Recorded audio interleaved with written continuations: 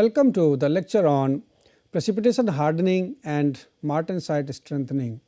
So, in this lecture, towards discussing the strengthening mechanism of metals, we are going to have the discussion on these two mechanisms, that is precipitation hardening and martensite strengthening. So, coming to the precipitation hardening first. So, what we know that many a times we try to make the ductile matrix or the material having more strength by reinforcing by having the presence of the second phase particles, and it is one of the adopted method. So, that way we do the alloy strengthening. So, one of the method is the dispersion strengthening, in which we normally have two different type of materials. You have one hard particle, and that will be mixed with the matrix powder, and then they are consolidated using the powder metallurgy route. So, that is one of the method that is known as dispersion strengthening. However, many a times we take what we do is that we adopt the method of precipitation hardening. Now, the precipitation hardening means the precipitates are formed because of certain conditions. We have studied about the phase diagrams, and we also know that in many cases when there is solubility limit and when the solubility is low at room temperature. So, in that case you get the supersaturated solution, and then slowly by some mechanism the precipitates are coming up when the material after being quenched will be aged to certain temperature. So, that basically leads to giving the resistance to the motion of dislocation and making the material stronger.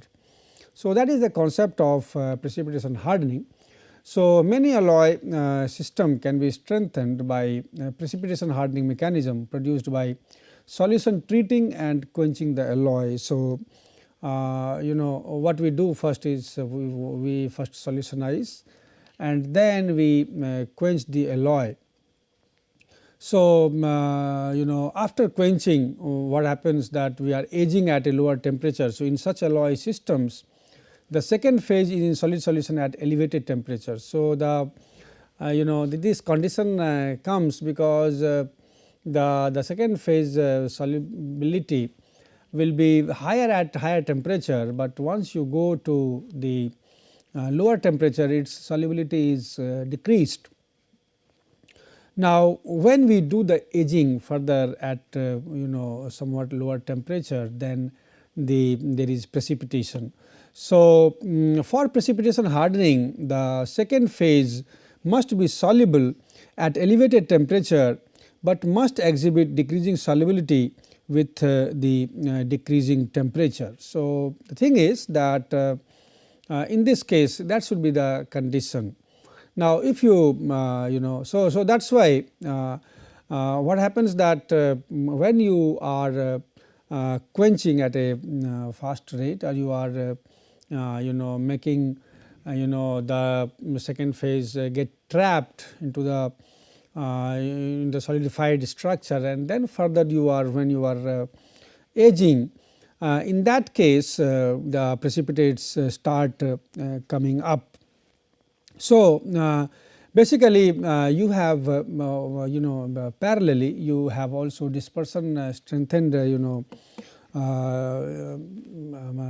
mechanism, dispersion strengthening, where basically this the condition is that even at the elevated temperature they are having very limited solubility. So, but in this case you should have good solubility at elevated temperature, but the solubility is low at the lower temperature. So, that is the difference between these two systems. So, usually there is atomic matching or coherency between lattices of precipitate and matrix. So, that is again there is some difference between the dispersion hardened and the precipitation hardened material. In this case you will have the coherency between the lattices of precipitate and the matrix, and in that case there will not be coherency. And also as we discussed that there will be in dispersion hardness system there will be very low solubility even at higher temperature. So, you are basically having the powders of different materials, and then ultimately you are fusing them together and applying pressure and all that. So, that is what is happening. They are basically they are the distinct phases, and then you are basically getting the required properties by doing the processing.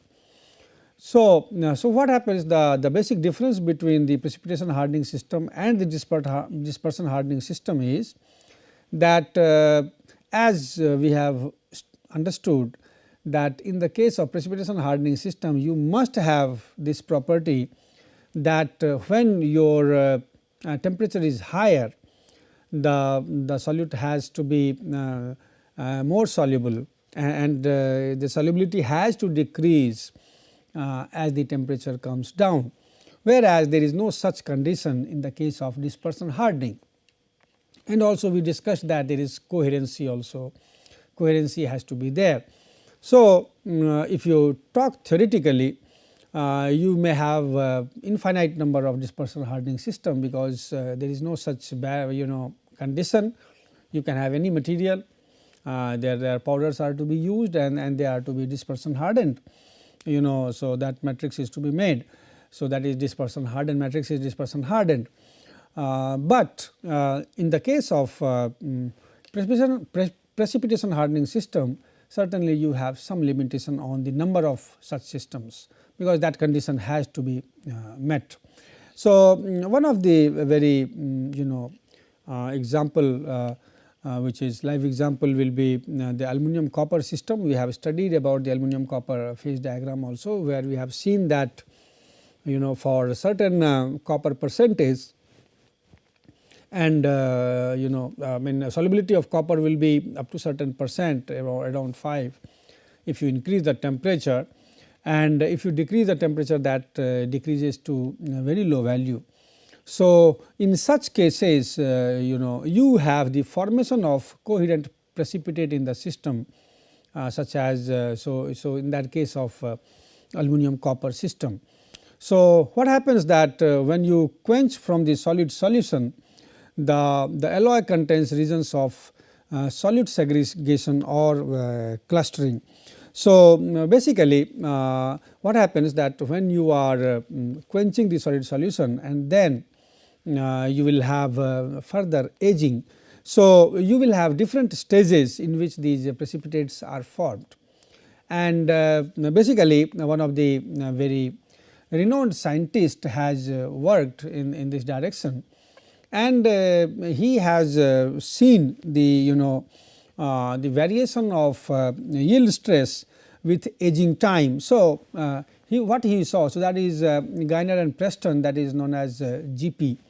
So, that is GP Jones, in fact this has to be Z.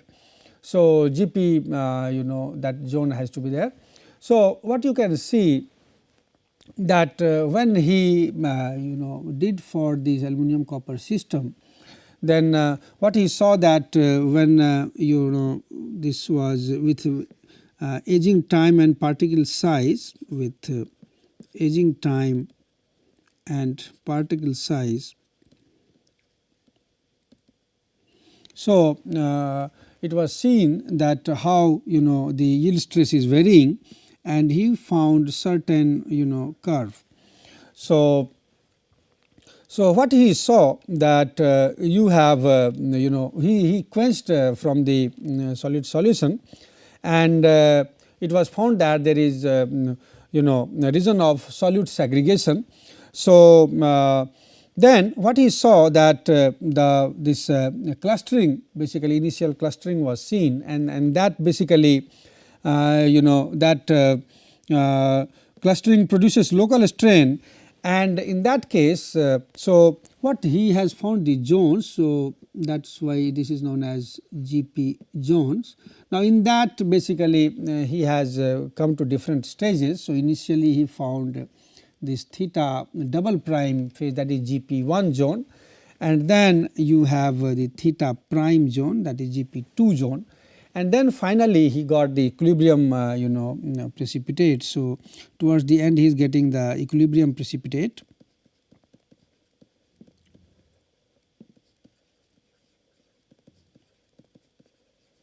That is theta. So, that is CuAl2. So, this is theta is nothing but CuAl2. Now, what is seen that in this case, so this is your sigma naught, and this way there is the variation of this sigma naught from it goes from sigma naught to theta double prime, and then from there it goes to theta prime, and then further it comes to the the equilibrium phase, that is theta. Now, this coherency which is there. So, after if you age for larger time, then what happens that the particle size goes on increasing, and then after certain stage you have this coherency is basically lost. So, basically that was the observation, and then this is known as the overaged condition. So, in the case of overaged condition, the property basically deteriorates. So, hardness of GP1 will be higher than the solid solution, that is the first zone theta double prime.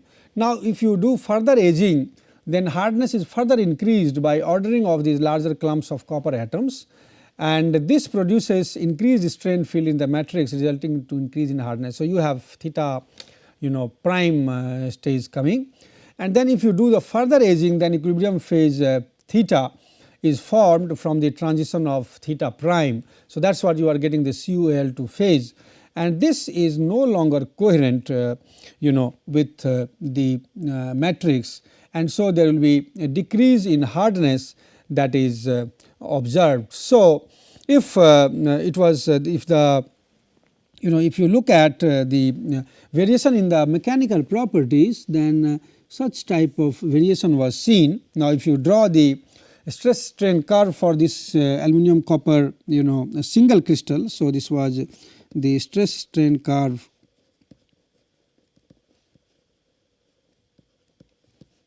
for aluminum copper single crystal. So, that experimental results have indicated that when you have pure aluminum, this goes like so this way it goes. So, this is the so this is your shear stress, and this is shear strain. So, what is seen that so for the pure aluminum, this is the curve, and for the different aging. So, if you go for aging and you have different conditions. So, what is seen is that for the if you go to the peak hardness line goes like this, and for the when the formation of the GP Jones, and then in that case it goes like that. And if you are doing the over aging, then it has the curve like this, and in the solid solution you have such is the shear stress strain diagram. So, this is for the aging to peak hardness, and this is for the aging to form GP Jones.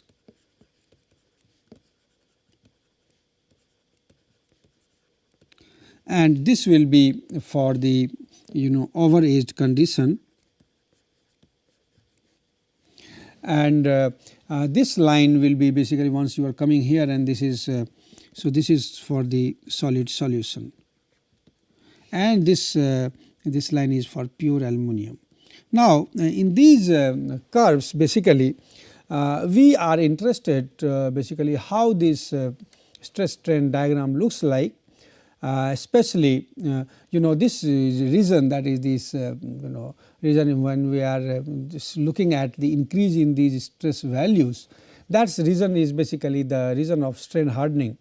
So, what we see that the strain hardening rate basically, so this is smaller in this case, and it is quite high in the case of overaged solid solution, overaged condition. Now, in the case of solid solution also it is quite flat, and when you are having the aging to form GP zones, certainly we are getting quite high yield stress value. Yielding is occurring at this point, and then you have this is the strain hardening rate.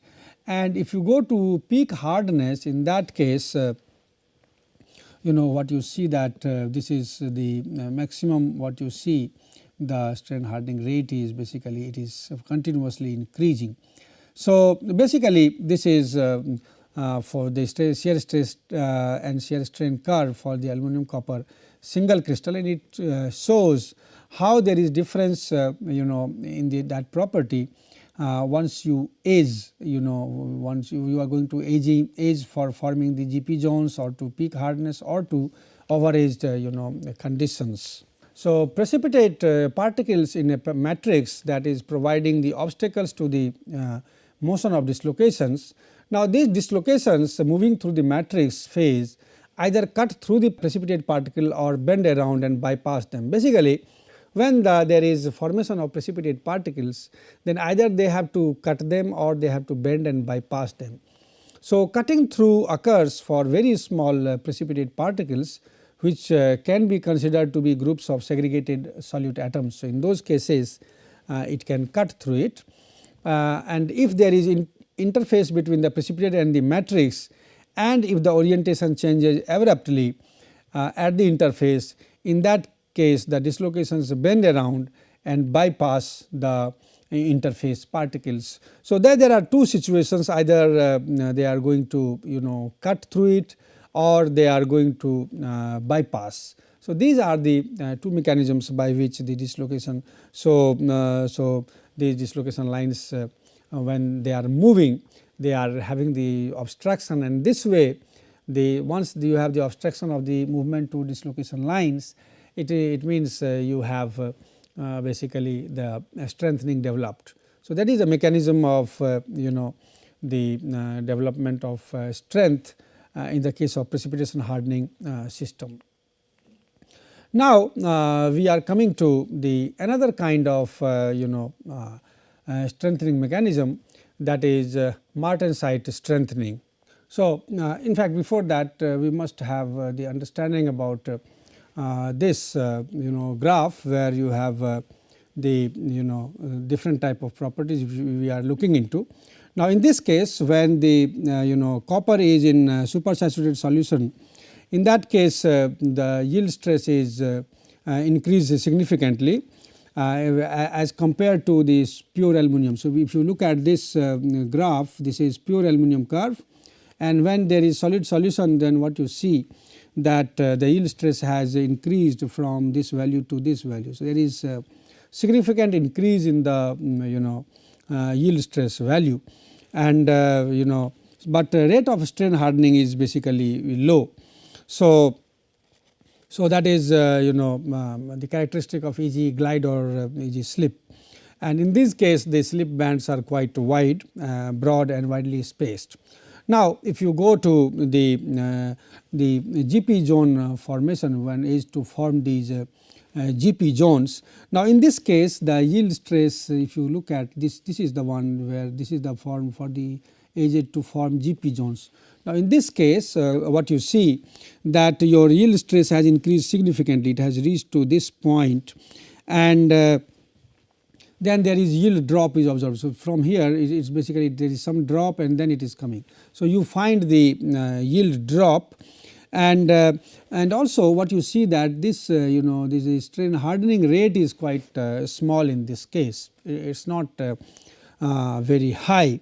So, this suggests that the dislocations cut through these zones. So, we discussed that when the dislocations are cutting through. So, in these cases basically that is likely to happen, and that is why they are cutting the zones. And so, because once the stress reaches high enough value, then they are basically cut. So, that way you have the low strain hardening rate. Now, if you are basically edging to the peak hardness, in this case you are getting the peak hardness. Now, in this case there will be small decrease. So, as compared to this, there will be small decrease in the yield strength, but there is large increase in the rate of strain hardening. So, that is what is seen in this case. And in this case, slip lines were found to be very short and distinct.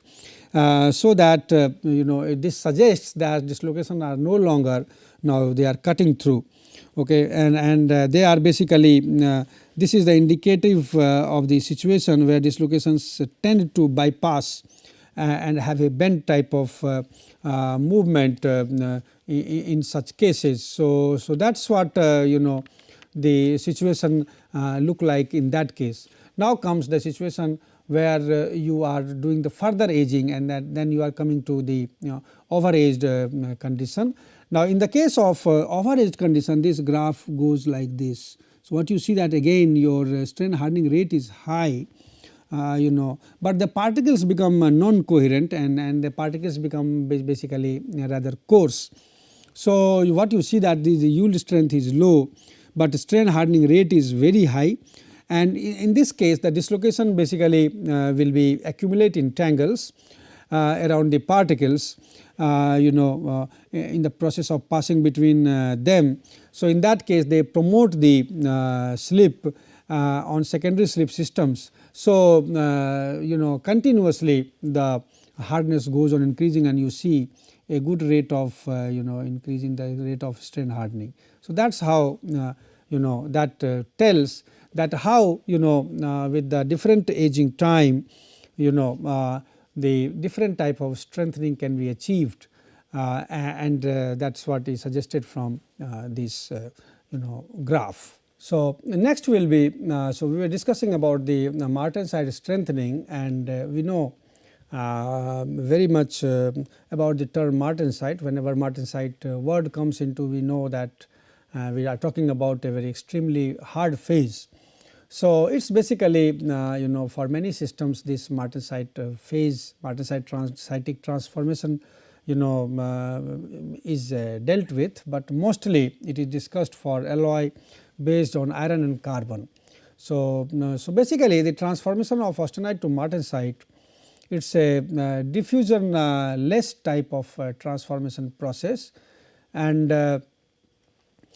in this case the high strength of martensite is basically because of many strong barriers to dislocation motion in this structure. So, what happens that the conventional martensite. So, the thing is that as we know, if you recall the iron carbon diagram. So, in that case you have this structure will be, so you have lower critical temperature.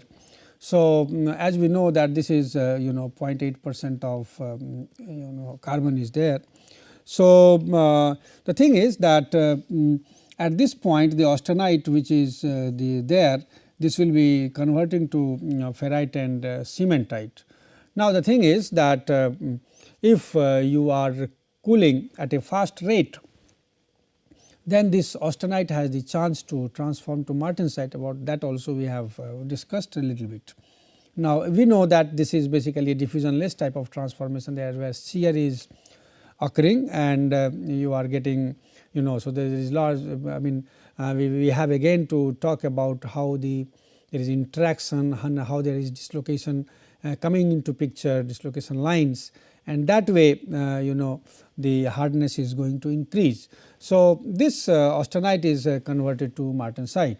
So, if you talk about the conventional martensite, so basically you have two types of structures, that is a plate type of structure and block type of structure.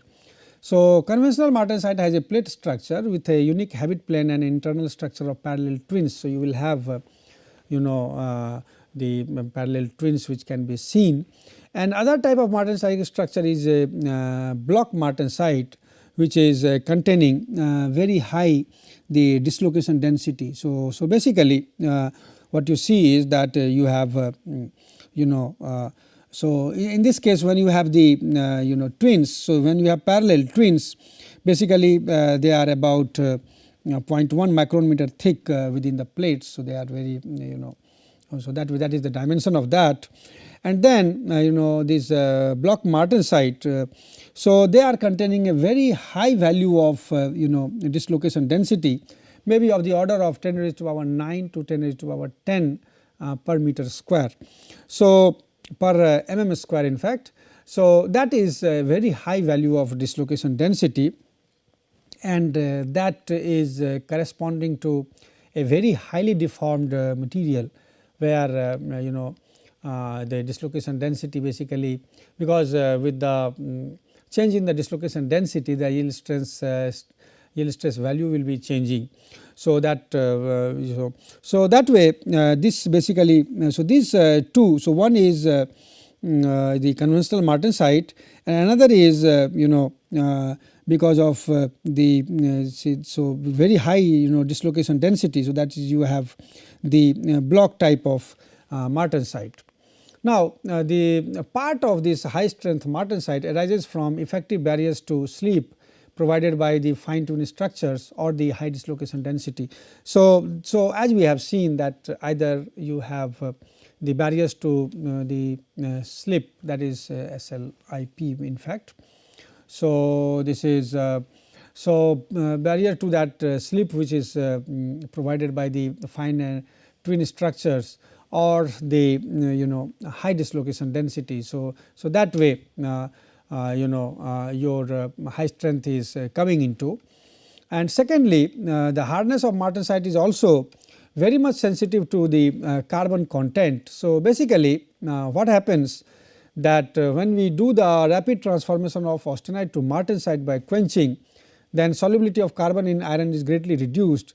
That will produce the strain in ferrite lattice, which is relieved by redistribution of carbon atoms by diffusion at room temperature. So, if you look at the solubility, if you look at the hardness of martensite with respect to carbon, what you see that there is if it is more than 0.4% carbon, then there is a steep increase. Even so, if you the graph suggests. So, if you look at the variation of the graph of hardness versus the carbon percentage. So, this is hardness Vickers, and if this is the percentage carbon, and if you take say 0.2, 0.4, 0.6 and 0.8. So, in that case, if you look at the martensitic structure which is quenched, and if you say this is 100, 200. So, that way if the value is going. So, if your value goes up to say 1100. Now, what is seen that in the case of when there is a change in the carbon content, then the martensitic structure, so that has a hardness increased, and which has 200 Vickers at so say suppose 0% of carbon, and it goes to about about the value of 1050 or so at 0.8% of carbon. So, this way it goes like this. So, basically you say so after this what you see that there is an increase. So, with the increase in the carbon content, the hardness is increasing. So, this is basically that hardness or strength which is coming because of the steep increase. So, because you are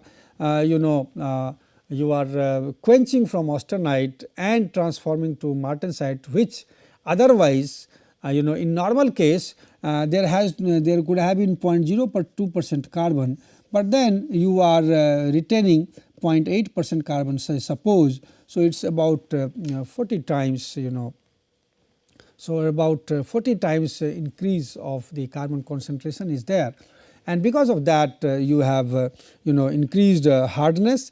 And so once you are so as we discussed that when you are doing the rapid transformation of austenite to ferrite, so this carbon solubility will be greatly reduced as the temperature will come down.